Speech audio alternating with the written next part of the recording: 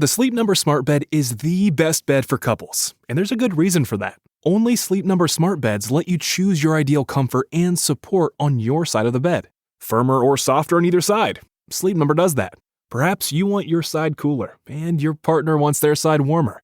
Sleep Number does that too. You choose what's right for you, making it the best bed for the both of you. The Sleep Number Smart Bed will even automatically respond and adjust to your movements to help you sleep comfortably all night long. Your smart bed will even learn how you sleep and provide you personalized insights to help you sleep even better. Why choose a Sleep Number Smart Bed? So you can choose your ideal comfort on either side. And now, save 40% on the new Sleep Number Special Edition Smart Bed. Limited time. Exclusively at a Sleep Number store near you. See store or sleepnumber.com for details.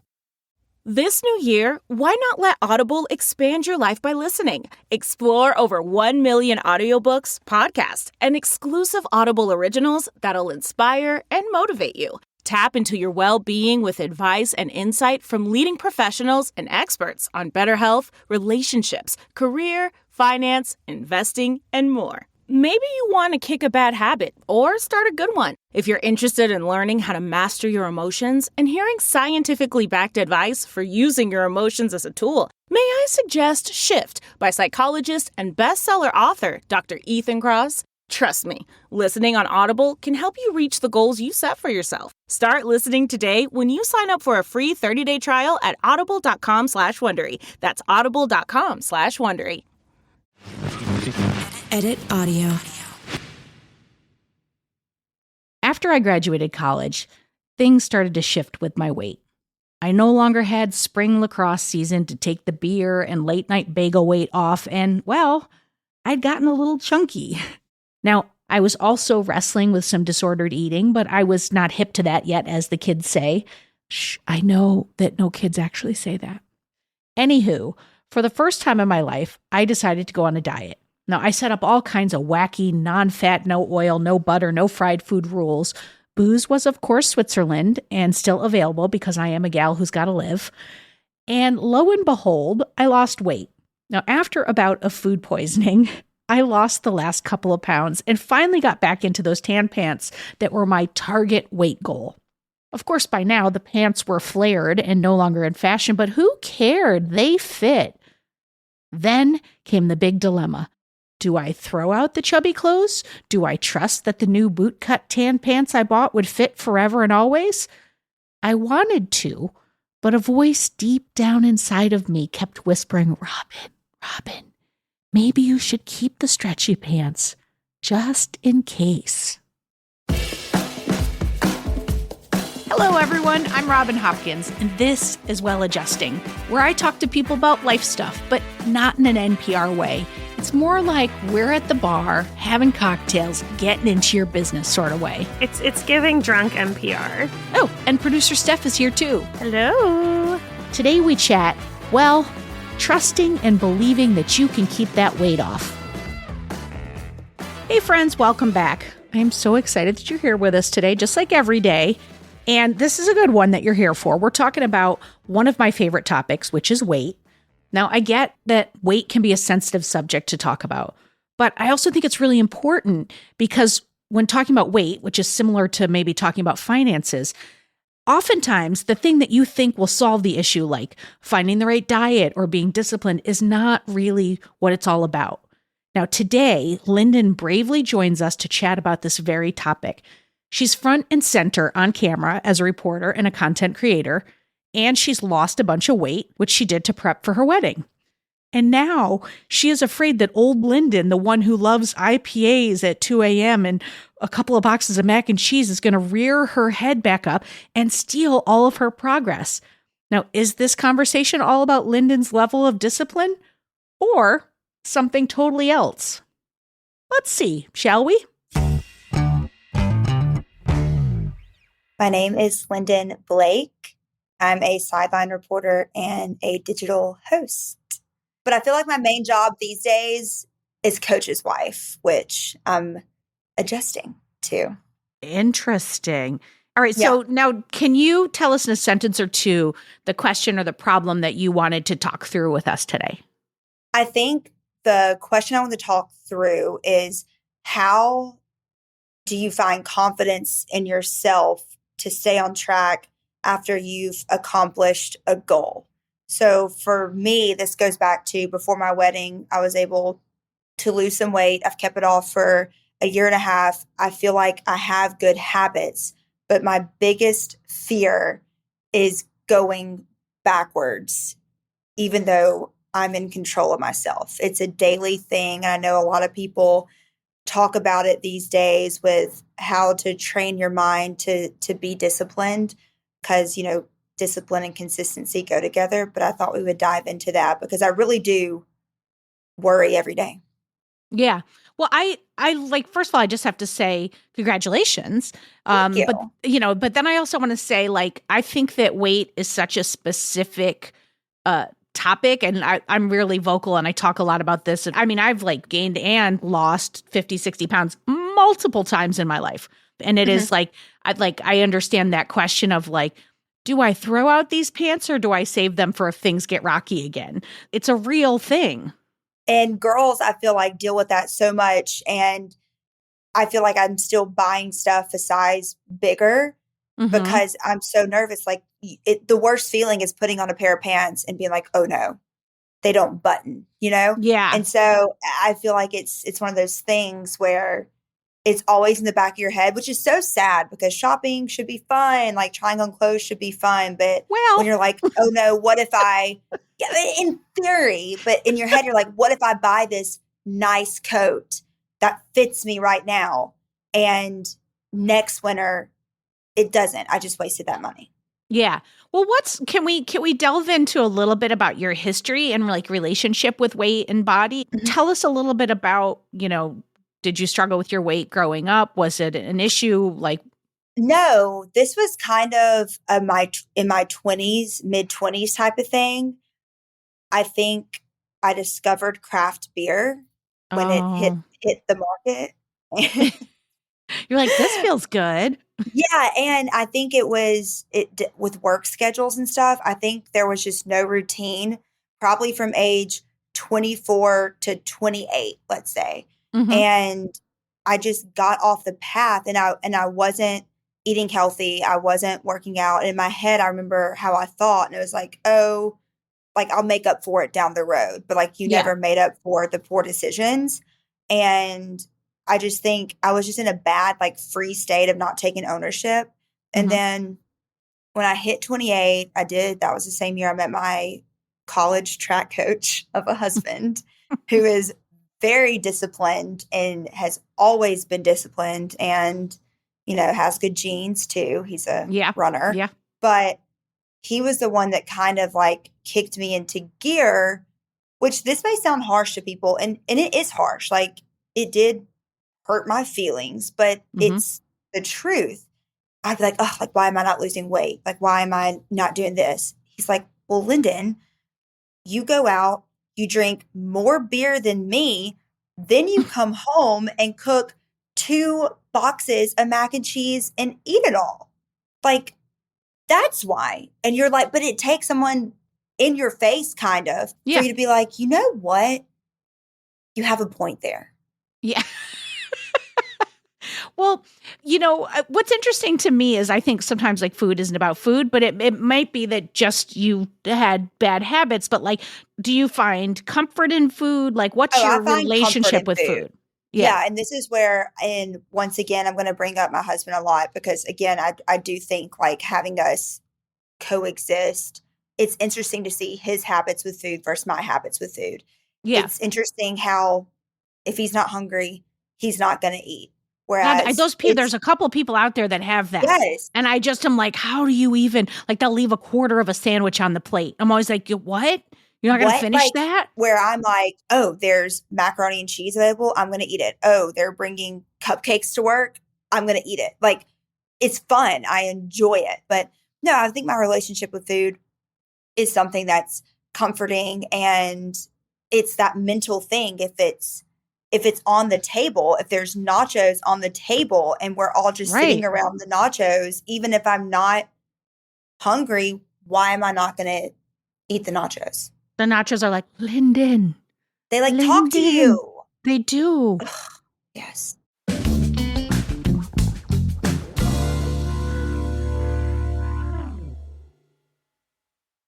On Arts Educators Save the World, we talk to successful artists along with their mentors about the impact of arts education on both their lives. After 2 amazing seasons with guests like Lin-Manuel Miranda, Cecily Strong, and Bradley Whitford, we're switching up our format. Now we'll be releasing new episodes every week or so until forever. Available now wherever you get your podcasts. You have to surround yourself with people who can supply you with emotional oxygen, like this conversation we just had. This is oxygen.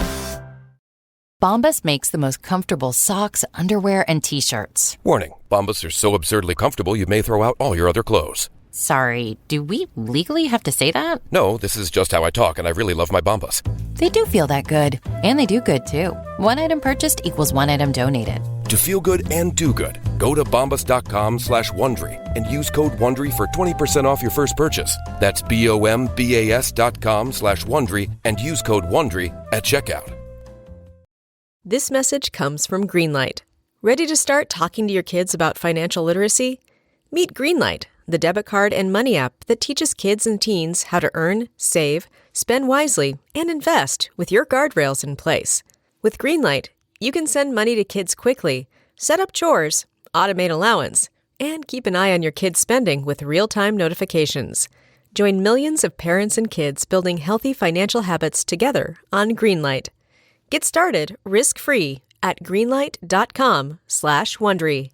Okay, so what's interesting is like, I would think about food as like, there's some people who want you to remain unhealthy because it's comfortable for them and they don't want someone to get better. And then there's some people who can, sounds like your husband came in and he showed you a different relationship or a different way of being. But what's interesting is in the way you spoke about it is you are relating it to discipline, to like, you just don't have discipline. And I would like to dive into that a little bit more because I question that. Because it's like, it feels a little like mean talk to yourself. And also just like, I think there's something in some people who are drawn to food. There's a thing inside of us that's just different. That's like, it's soothing, it's calming. And for people like that, it's just like, it's fuel. And I have never, not one single day in my life, thought of food as fuel. So when I say all that, what does that make you think about? Well, I think that in my head, I don't have discipline, but I have to force myself into habits that create discipline. So like, that's how like I coach myself. I'm not saying that it's like the way to live life, because that's the whole thing. It's like, you want to be free and like not be so in your head about decisions. Yeah. But I think like I'm so disciplined in other aspects. And if I can force myself to be disciplined, like I can stick to the consistency. Yeah. Does that make sense? It does. It does. And I do think in a weird way with food, sometimes structure brings freedom. At least for me, like if I left to my own devices, I lose track. You know, like I like sometimes if I'm in a bad place, the thing that will help bring me out is taking an app and logging my food. Because it's like things that I do, I'll be like, oh, I didn't, because it's like a portion might start off, you look at the back and it's like a half a cup of cereal. Like ain't no person on this planet eats a half a cup of cereal.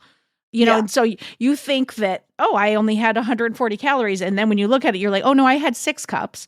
So that was 1,000. But I do think that sometimes like with structure, like then you're like, oh, I know what I can and can't do. And then that can quiet some of the nachos calling to you.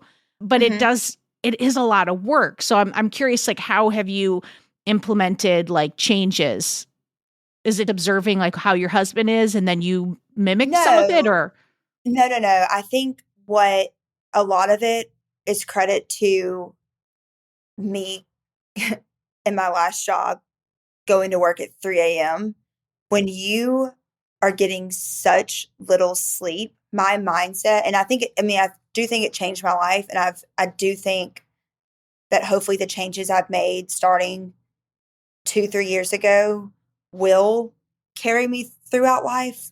But when you're getting so little sleep and you're going to work at these ungodly hours, at least my mindset was, I have to put my body in the best position to function at its highest level.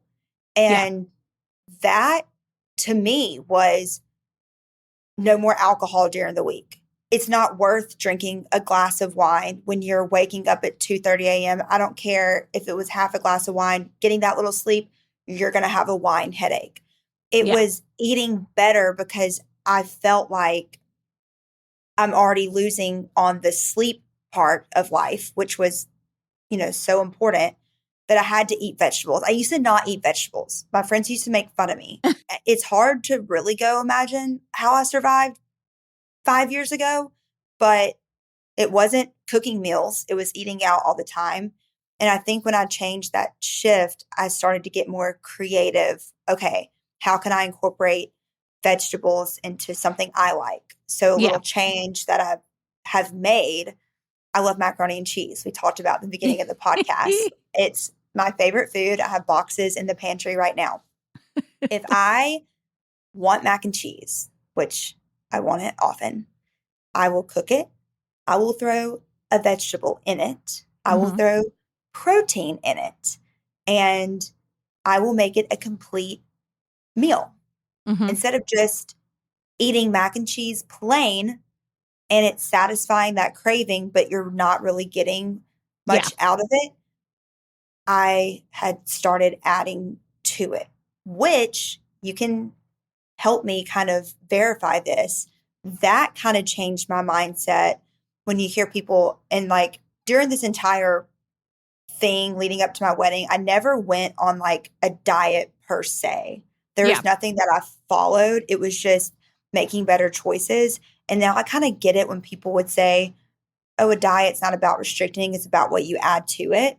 And I was like, that's me adding broccoli. Well, and I would even challenge that to say you're not even on a diet, you're making a life change. Exactly. And so it wasn't just like mimicking what my husband did, but it was more like, how can I, because of the circumstances I was in, lack of sleep, I worked at night too. So I would go into work 3 a.m. to 11 a.m.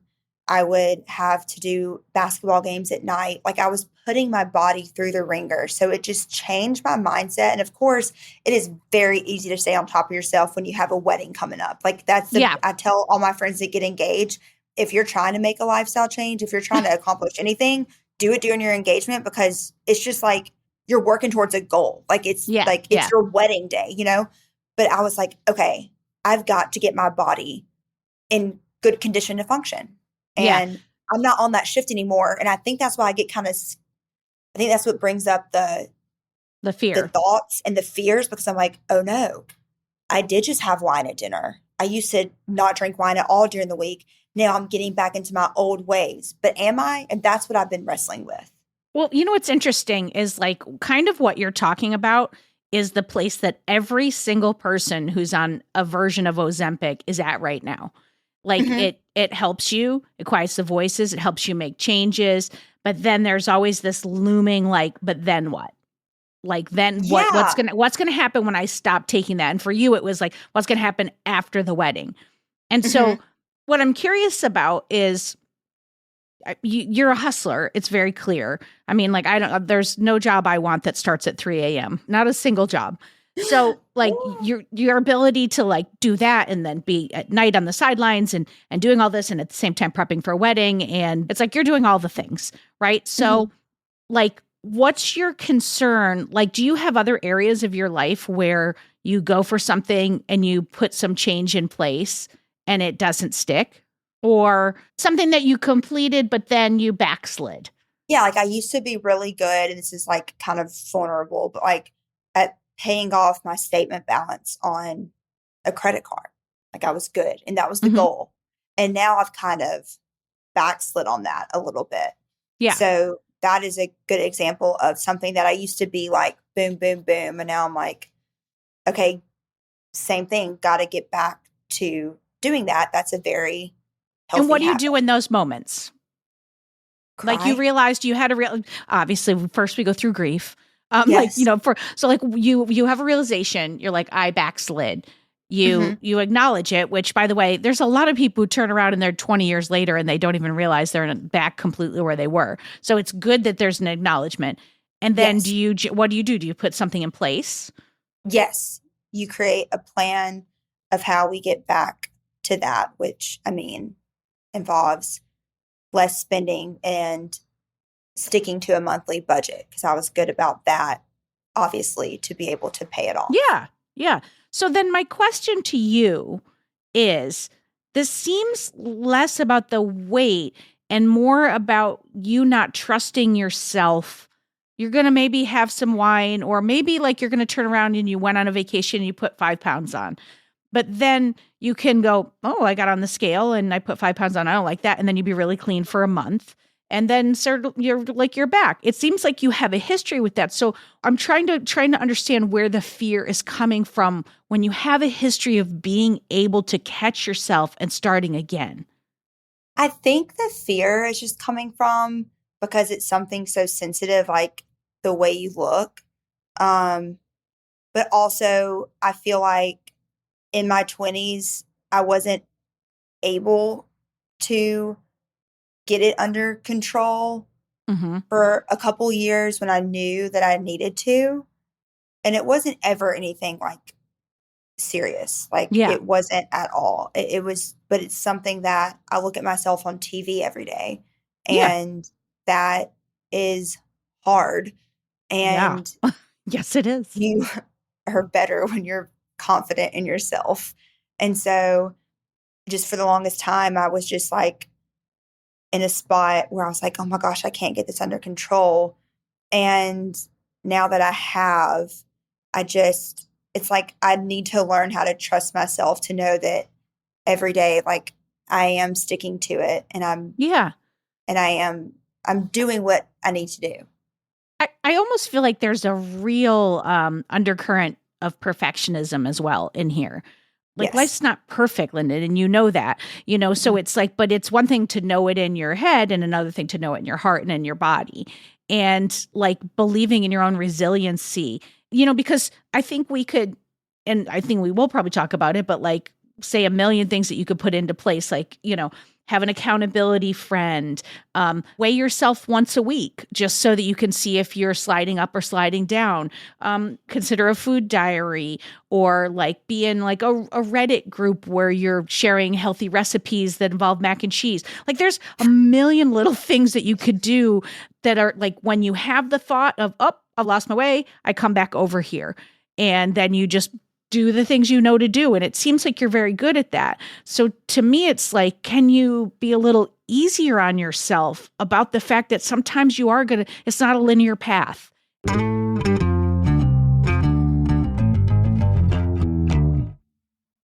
I think another thing too, like the fear thing, but that's a good point, is leading up to the wedding, I saw a nutritionist, which is like super helpful. Mm-hmm. And one thing that stuck with me is like, if you can't fix your brain, you're not going to fix like your body. Yeah. Like it starts up here. And obviously I'm in a new city now and I'm not meeting with her anymore.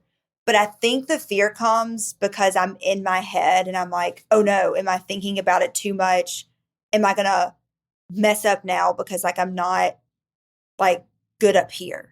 Does Yeah, that I make get it. sense? It does. And no good thing happens when you're alone with your thoughts. I'm a firm believer of that, because it's like you can walk down some paths that are like you're saying stuff about yourself that is just not true and mean and all that stuff. So it's like I would really encourage you, get with that nutritionist, like to Yeah. build a community around you of people who are in this conversation, because it's just a reminder. Oh yeah, I did say I didn't really want to drink during the week. And I am doing that kind of regularly right now. So, Mm-hmm. but it's just like in having other people in the conversation with you to get out of your head, because Mm-hmm. in your head is just all of the things you don't like about yourself often. Not you, but one. Yes. There's And nice things in there too, but yeah, and like that's a good idea. Like maybe that's something to do, because I think like what maybe bring this up as a topic is because I was so disciplined pre-wedding. I could say no to dessert. And now I feel like I'm like, oh, there's Reese cups in the pantry. And I have to, but like there's a mental thing. I can yeah, have a Reese cup. I just yeah, worked out. Like I am okay, yeah, but I've got to really believe I'm okay, which is up here. Yes. And I do think there's a connection also to maybe like a pause before the Reese's and being like, okay, am I eating this right now because I'm unhappy? Or am I eating this because I just had like a little bit of chocolate and I can just have one and that will be just fine, and then maybe I'll go take a walk. Or, like there can be a moment to stop and think, because I will tell you that the halo effect of your husband being the voice to tell you that, as a person who's been married for 20 years, that will not last. Because over time, their voice becomes like this, just because you've heard them say these things to you for so many years. And sometimes it takes a new person coming in and saying something different. So it's like, I want to see you build the things for you that you build and put in place, because he won't be able to help you in the long term. And it can become one of those things where you're like, shut up, it's so easy for you. Yes, and then that builds resentment and a whole nother thing. All the things. But, okay, wait, this is working. Okay, well, so it's early to tell. Steph, what did you want to say? I just have one more question before we get more into like solutions and talking about things, which is like, I guess, because you're talking about, the past and how I want to just know more of how this fear is showing up in the present. Like, is it in specific moments with food? Or is it like a lingering thought all the time? Like, are you like being mean to yourself all the time? Or is it like a fear that pops up when like you're presented with an issue like, should I eat this or should I eat that? Or can I wear this? Can I wear that? I think it's the second thing, just like at certain times. Like, I'm not a hater for myself. Like, I love myself. Fuck like, yeah. Which, like, I do. Like, we're all applauding. Snaps. Thanks. No, I feel like I've loved myself really like since maybe the last 4.5 years. Like, I really learned how to like love me, be me, and like go forth, I guess. So that's good. I think it's just, and you could put this entire conversation under the umbrella of post-wedding blues, because I think this all stems from, I lived a certain way leading up to the wedding that was amazing. It worked for me. I accomplished my goal. I was confident on my wedding day, all the things, but I was so strict. And now I'm entering the phase where it's like, I have developed these habits, so I can have the Reese cup if I want to, but it's that guilt that comes over me because for so long I was like broccoli, like that. Like it just, veggies. But that's not a way no one can live that way forever. No. Like that's a way to hit a goal, but then you have to start to think about maintenance. But I think that's where like the fears come in. It's not like a constant thing. I think it is after I have a fun night out or I eat ice cream, a lot of it. Like it's the human things that for the last year I've been like, oh no, am I going to go back? Because now I will let myself go have a fun wine night, and leading up to the wedding, I barely drank at all. Yeah. I think you need a new set of rules, to be honest. So it's like you did what you did to lose weight, and that you created a set of rules. Whether you sat and wrote them down, you made some rules for yourself. You're like, I'm going to eat broccoli. I'm not drinking during the week. But you had a way that you were like, this is what, and then you started to see success. And then you just took the guardrails off and you were like, and now I live. And so that in and of itself is going to bring a lot of fear because you don't have a new way of being. Like you don't want to go back to your old way where you're having 18 stout IPAs and then 2 boxes of mac and cheese, but you don't want to live only in broccoli. So I think it would be really great for you to sit and just like write down what would a way of eating look like that made you feel good emotionally, but also was healthy. And I do think it might be a good idea to go back to that dietitian and say, can you help me build an eating plan that is sustainable, that I can live with, and and get into some communities where you can talk about this with people. Because like I do know people who weigh themselves daily. I know the people that say I had to throw the scale out. I go by my pants. I know people who weigh themselves weekly so that that's their version of the wedding each week. So it's like putting something into place so that you feel comfortable, because I think some of the guilt and the feelings are coming because you don't know what's right anymore. You know, out here with the hot dogs and the beer was not right, but then you also know that broccoli doesn't feel right anymore. And then I would, on the other side of things, while you're doing that, I would also encourage you to just be looking at the emotional side of things and giving yourself a little space, like that it's not perfect and that tomorrow's another day to start again. And if you had a bad day, like the key is to not have that one bad day turn into 14, which I am known to do. You know, I'm like, well, fuck it. You know, it's off. We're off to the races. So it's like, well, then, okay. But then the next day I'm going to go to the gym and I'm going to go take my walk, or I'm going to do what I do. And so like starting to really think about it in a kinder way. And I would really encourage you to take out the words of discipline, because this is not a discipline thing.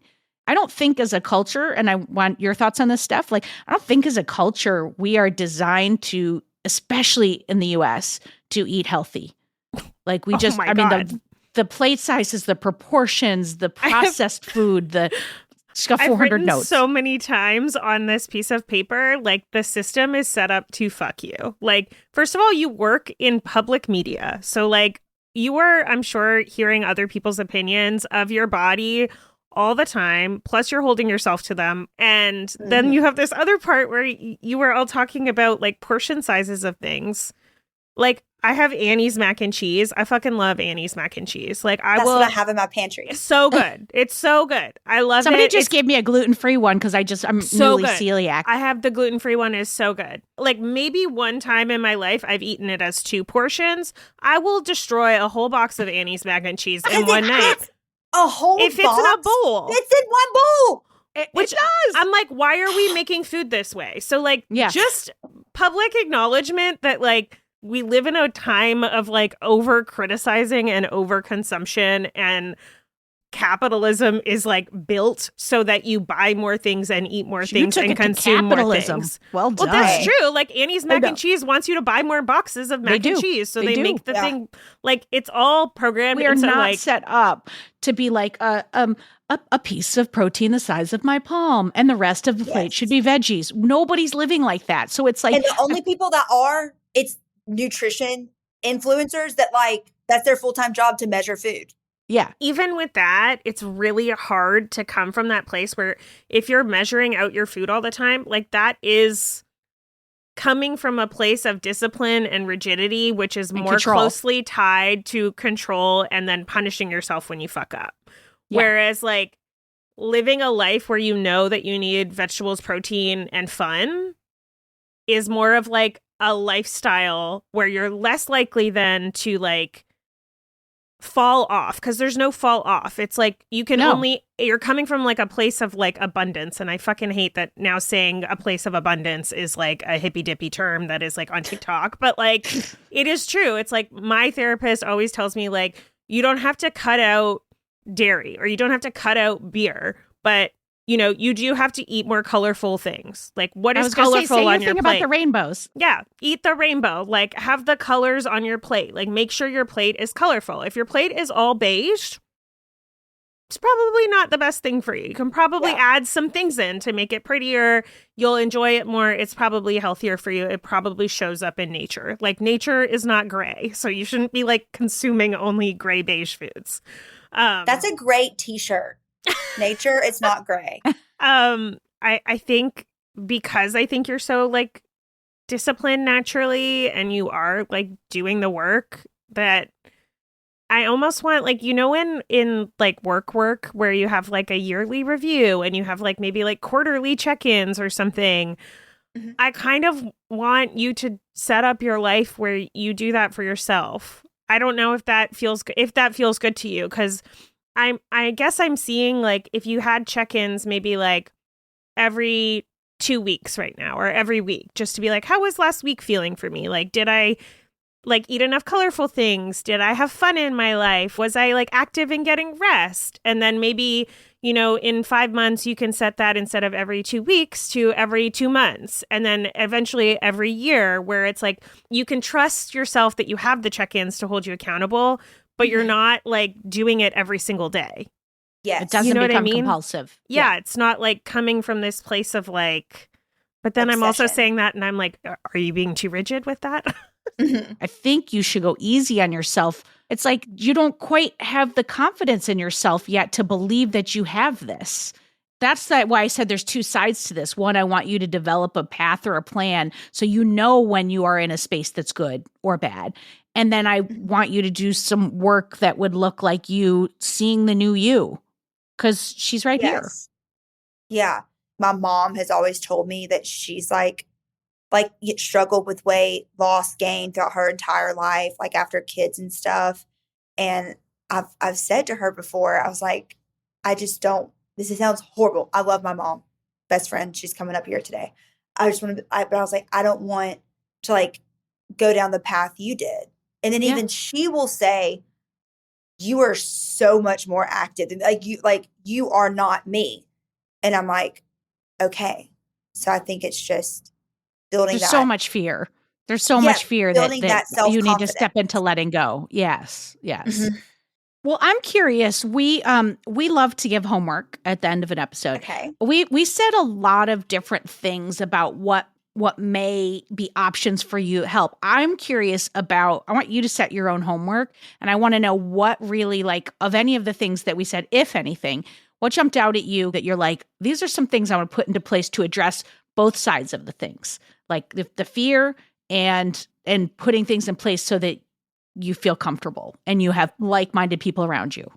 I think for sure the thing that stuck out to me the most is calling that nutritionist back that I worked with before the wedding and be like, hey, I'm coming to you in a different stage of life now. And like, I'm not trying to lose weight. I just want your help because I am kind of like shooting in the dark with a plan. I don't really have a plan. And I think the lack of plan breeds that fear of like, oh no, I just ate a whole box of mac and cheese after a night out. Am I doomed? Have I lost it? You know? Yeah. And just talking with her about ways to stay on track, meal ideas, just like ways to make sure it's a lifestyle and not like an obsession or restrictive in that. And I think also kind of having the moment, this really stuck out to me when you said you can do it again. If you put on 5 pounds from a vacation, like don't let that hold on in your head. Like you've done it before, you're in control. Like get back to it. Go for a walk. Like be disciplined that next week. And like not one bad day turns into 14 days. Like I'm in control of that. You're so much stronger and more together and accomplished, I think, than you recognize. I think that it's all here. And I was just going to say the same thing. I was going to say, this is a point where Steph and I just now talk for each other. This is a point where Steph would tell you to put up some sticky notes around your apartment or on your computer that remind you of key things around the fear. Because I want you to address both those things. You have them and you have it. And it's you just need a little maintenance and a little love. Like you got this. And like, not only can you, like, if you, let's say you did like, 4 days where you didn't feel your best or you gained some pounds or whatever, like, not only can you get back on it and do you have the proof that you can like get back to your routine and get back to your schedule, but it'll be easier for you because you've already done it. Like you already have the tools. You already have the nutritionist you can call. You already have the people you can talk to about it. So like, just reminding yourself you're not starting from the place that you started at 5 years ago. You're starting at a new place where you have all these other tools in your toolbox that you can rely on. Yes. And you've done it before. And you're obviously like a boss ass bitch. Like you're so cool. You're like so cool, so beautiful, so talented, so smart, so like loving towards yourself. I just want like more of all of that for you. Oh. Thank you. That was so sweet. Well, I'm so glad that you came on to talk to us about this. Sometimes I think the universe gives you conversations you needed. Like I mentioned that I recently found out I was celiac, and it's like thrown I've had a way of eating that I know is my way of eating for a very long time, and it's all changed. And I'm now in an uncomfortable space of trying to shift things around. So like this is a good conversation for me to have to remind myself too of all of these things, of eat the rainbow, put things in place, check in with myself. And so it's like I'm so thankful that you were willing to come and talk about this, because I do think it's something a lot of people don't want to talk about, but I think we need to talk about more. So thanks for coming in. It was really lovely. Thank you so much for having me. You have reached the well-adjusting expert of the day. Hi, I'm Dr. Supatra Tovar, and I'm a clinical psychologist, registered dietitian, and a fitness expert. And I wrote the book, Deprogram Diet Culture, Rethink Your Relationship with Food, Heal Your Mind, and Live a Diet-Free Life. I think one of the most important things to impart on people when say that they've lost weight and they want to keep the weight off is that the way to do that is through education, understanding what foods the body thrives upon, and mindfulness. Now, we are driven to dieting by, I think, some very powerful biases. One is lookism, which is the unhealthy pursuit of the thin ideal. And the other bias is weightism, or essentially fat shaming and fat phobia. And so we're driven by these powerful biases and the marketing that comes from diet culture. And that makes us feel at all times that we are not good enough. And what I encourage my clients to do is to try to zone out from that messaging. And that can be by, cleaning up your social media feed. That especially is like a, kind of a terrible diet culture quagmire. To stop watching advertising, to limit time with toxic people, and then to really start to delve into listening to their bodies. For example, most people who diet tend to think, I have to deny my hunger. And that's actually one of the worst things you can do to your body, because it tells your body when you're not listening to your hunger, you're ignoring those hunger signals, that you're actually in danger. And when your body thinks it's in danger, your body wants to conserve, and it will conserve the one thing that you're trying to lose, which is fat. So when you actually listen to your hunger and you provide yourself food and you slow down enough so that you're eating mindfully and actually tasting your food, then your body's going to give you the signal of when you're actually done eating. And I know that this sounds so basic, but most people that come into my office have forgotten those signals. We are taught you can't eat any starches. All carbohydrates are bad. You have to eat as much protein as humanly possible. And I think it is so important that we dispel these lies, because they are lies. So I think it's about education, really learning about nutrition and what fuels the body. And I can just tell you in a nutshell, carbohydrates fuel the body. So that's fruits, that's vegetables, that's legumes, that's whole grains. And the closer to the ground as possible that you can get your food, that's what your body thrives on. That's what gives it the energy that it needs to think, to move, to, perform any kind of exercise. And your body needs a very little amount of animal protein, and it can take a lot of plant protein.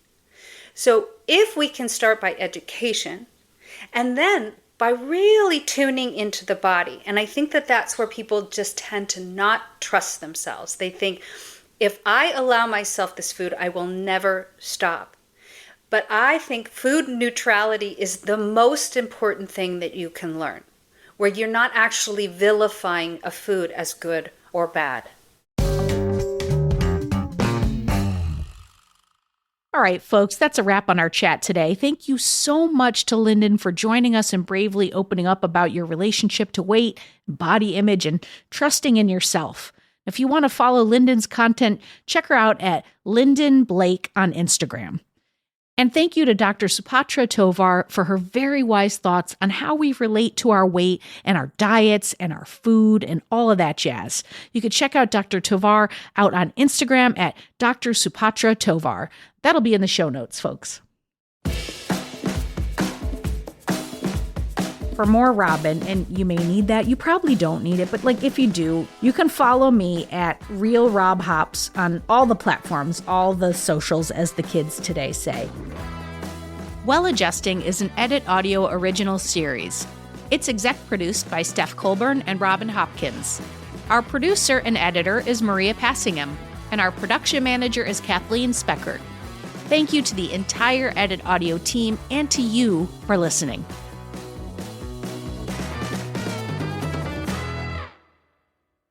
Oh, hey, before you take out those AirPods, this show is just for entertainment. If you are in need of help, please, please, please reach out to a professional. Go ahead and get that help. You deserve it.